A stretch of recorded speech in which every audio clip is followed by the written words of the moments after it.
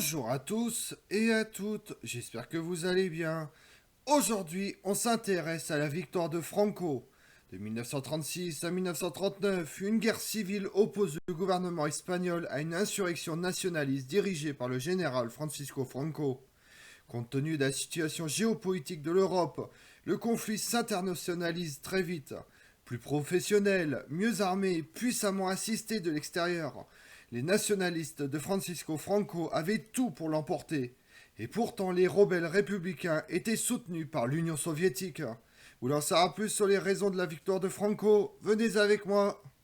Le krach de 1929 plonge le monde dans une grande dépression sans précédent, dans l'Espagne qui se retrouve aussi durement touchée par la crise économique.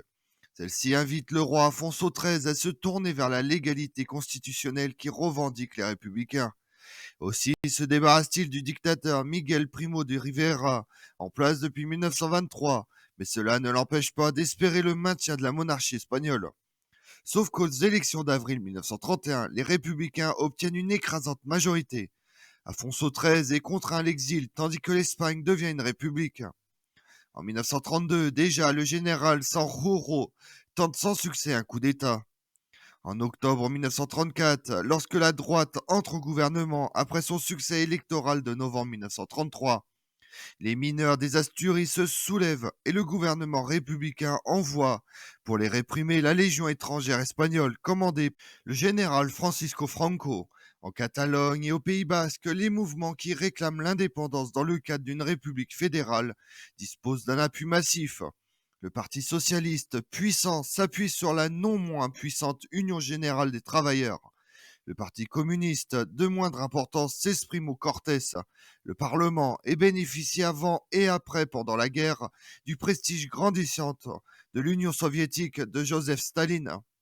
La population reste divisée et les clivages politiques se creusent jusqu'au regroupement des mouvements d'extrême gauche qui aboutit à l'élection du Frente Popular aux élections législatives du 16 février 1936. Anarchistes, socialistes et communistes se retrouvent conjointement à la tête de l'Espagne. Forcément, la colère gronde chez les monarchistes. Alors, quand le chef de file de la droite est assassiné, le signal du soulèvement est donné. Il part du Maroc espagnol le 16 juillet 1936 sous l'impulsion du général Franco. Gouverneur des îles Canaries, il dirige l'armée espagnole du Maroc et avec un fort esprit de revanche se lance dans une croisade de reconquête. Alors que les élections législatives de février 1936 ont donné la victoire au parti de la gauche espagnole rassemblé au sein du Frente Popular, le général Franco prononce le 18 juillet 1936 depuis le Maroc espagnol un prononciamiento contre le nouveau gouvernement.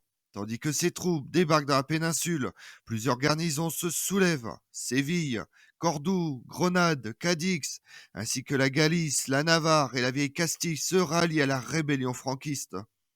Contre les troupes nationalistes, le gouvernement républicain mobilise de nombreuses milices ouvrières.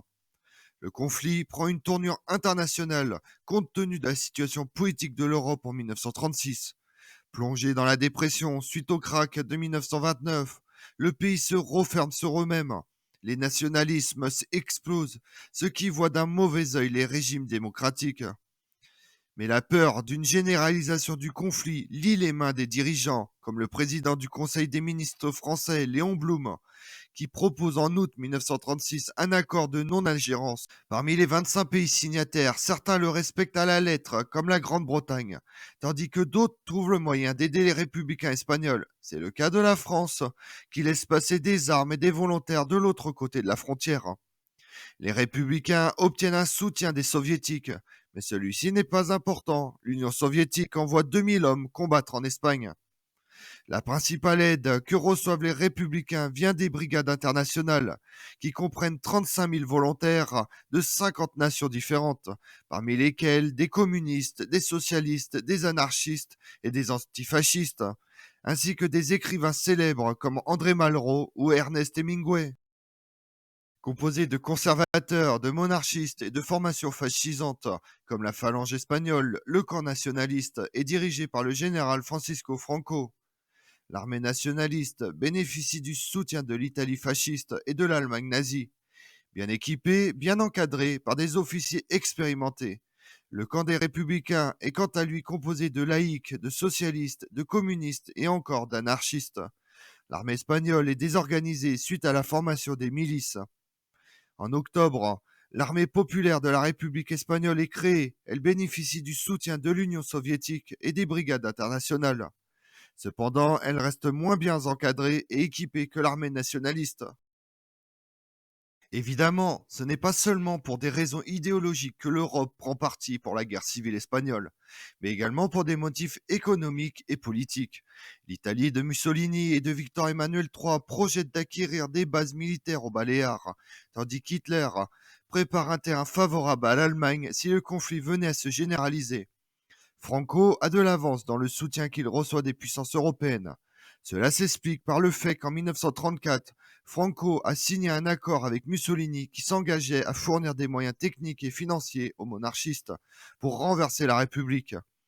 Dès le mois de mars 1936, l'Italie fasciste et l'Allemagne nazie envoient des avions pour aider au transfert des troupes nationalistes du Maroc vers l'Espagne.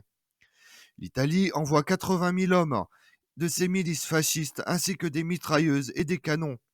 L'Allemagne envoie 10 000 hommes de son aviation d'élite, la Légion Condor, des avions et du matériel lourd. Les 6 000 hommes engagés sont ensuite relevés régulièrement. Environ 19 000 hommes y servent, parmi lesquels de nombreux officiers qui deviennent connus quelques années plus tard au cours de la Deuxième Guerre mondiale, comme Hugo Sperl ou Adolphe Galland. Sur le plan militaire, la guerre d'Espagne a pour principale caractéristique de se dérouler sur plusieurs fronts à la fois, sauf dans sa dernière phase. La guerre comporte sur différents fronts une succession de phases de mouvement et de longues phases de guerre de position avec utilisation de tranchées. Les républicains, par tactique ou obligation, sont souvent sur la défensive, en résistant d'ailleurs souvent bien. Leurs offensives sont presque toujours de faible ampleur, mal conçues, rapidement stoppées, voire contrées, et se traduisent souvent par des pertes humaines et matérielles importantes. Cette situation contribue à affaiblir progressivement le camp républicain. La guerre civile tourne rapidement à l'avantage des nationalistes. Après les prises de Séville, Burgos, Badajoz et Irún en août 1936, les troupes du général Franco lancent une première offensive en septembre 1936 contre la capitale Madrid, qui échoue devant la résistance acharnée des forces républicaines. Au début de l'année 1937, les nationalistes réduisent la résistance républicaine dans le nord de l'Espagne, notamment dans les Asturies et le Pays basque. L'armée républicaine remporte de son côté une victoire importante à Guadalajara en mars 1937, permettant de dégager quelque peu Madrid et d'obliger Franco à repousser la nouvelle offensive qu'il prépare contre la capitale. À la fin de l'année 1937, le camp républicain se réduit toutefois comme peau de chagrin autour de Madrid, Valence et Catalogne. L'ultime offensive franquiste débute en décembre 1938, soutenue par de puissantes forces aériennes et motorisées. Le front de Catalogne est rapidement enfoncé. Barcelone tombe le 26 janvier 1939. Totalement isolé, Madrid résiste encore quelques semaines avant que le 28 mars 1939, les troupes de Francisco Franco n'y pénètrent.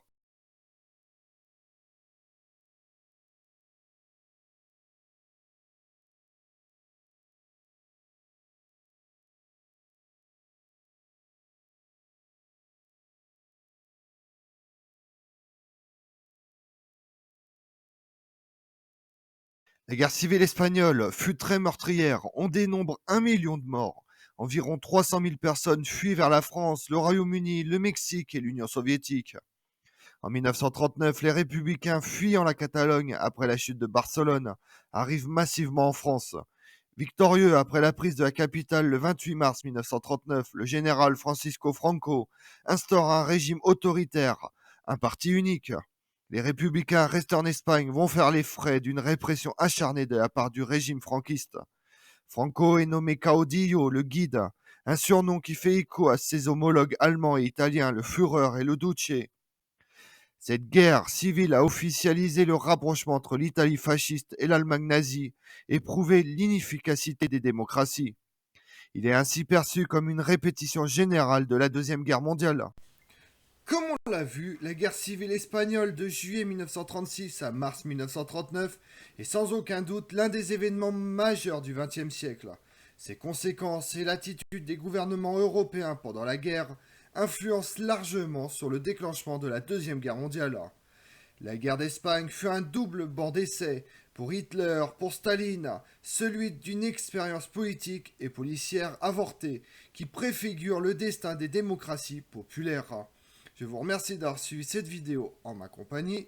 Si vous voulez connaître mes autres vidéos, retrouvez-moi chaque matin à partir de 6h45 sur ma chaîne YouTube Tout sur l'Histoire avec Damien, mais également sur les réseaux sociaux, Twitter et Instagram, Histoire Damien. Et pensez à liker, commenter et vous abonner. Je vous remercie à tous.